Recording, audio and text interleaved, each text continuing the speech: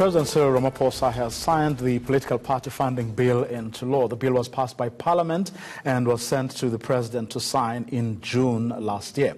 In the same month, the Constitutional Court ruled that voters have the right to know who is bankrolling political parties. But the IEC will only be able to effect the law in April, a month before elections. And the information which parties must disclose on a quarterly basis will only be available once voters have already cast their votes. For more on this, I'm joined from our Durban studio by political analyst Lukhona Mnguni. Good evening, Lukhona. Thanks very much for coming through. Now, I mean, there are quite a number of interesting things that this bill provides for.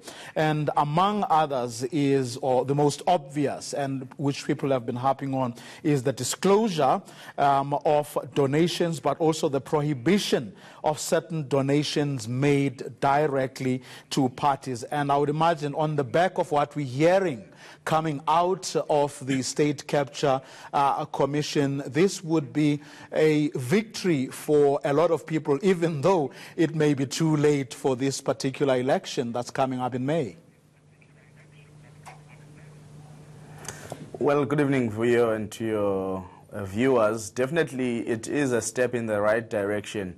And again, a victory for those in civil society who have been working very hard to pressure the system, to pressure the governing party, and of course working with some strategic people who are insiders in these political parties to persuade them for the need for a bill or an act of this nature that holds political parties accountable. For the longest time, previously, there was some level of resistance, but I think in the last 10 to 15 years, we've seen a serious growth in terms of our legislation to hold political actors accountable. Of course, everyone will agree that this act doesn't go far enough.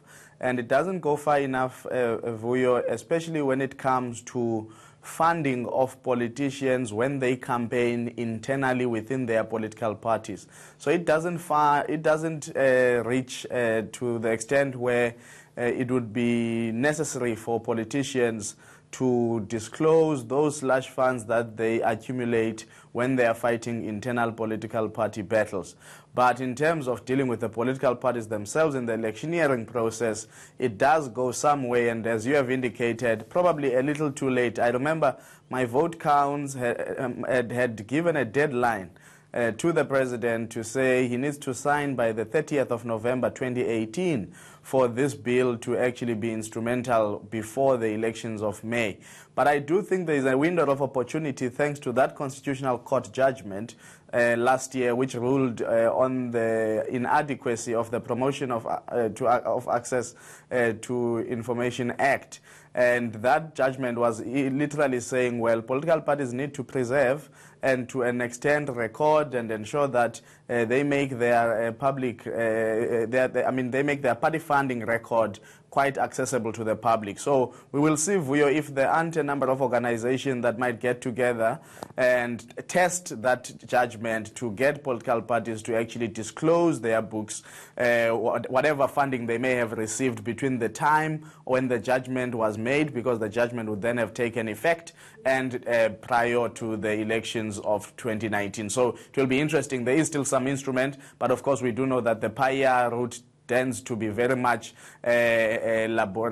laborious because there's a lot of litigation that gets involved here as others resist to issue the information. Well, I mean, you've had quite a lot of opposition parties arguing that this is going to hurt them. But then again, on the other hand, they will receive, I mean, in the form of what the government will be, what they will be able to get from the fiscus. But does it necessarily address their fear, I guess is my question. Well, certainly, Vuyo, I mean, some parties have materially lost ever since that bill actually was passed by the National Assembly and then the NCOP and sent to the president. They have lost funders who are quite jittery about being publicly known that they are funding certain political parties.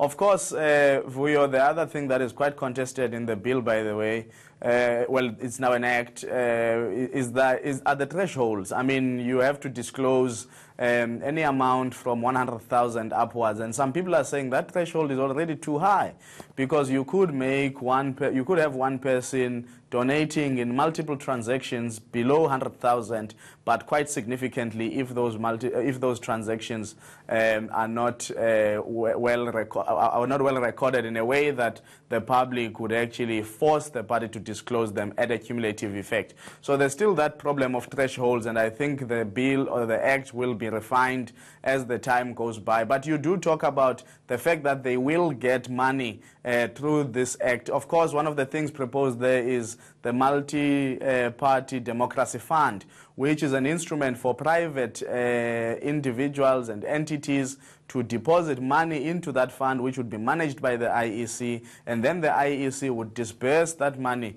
to represented political parties across the legislatures and the National Assembly. It's what I called almost the political parties finding an avenue to wash money of individuals, and those that have the lion's share in terms of representation across the legislatures, they know that they would get a significant portion of that money that would be deposited into that fund. And of course, there's another fund of the represented political parties fund, which is meant to help them with their administrative work and all of those things. So yes, in a way, they will be advantaged, but of course, everybody wants to score as much money as they can as a single organization. And now, with some funders going to back off because of fear of being divulged to the public, definitely some people will be hurt in the pocket by this bill.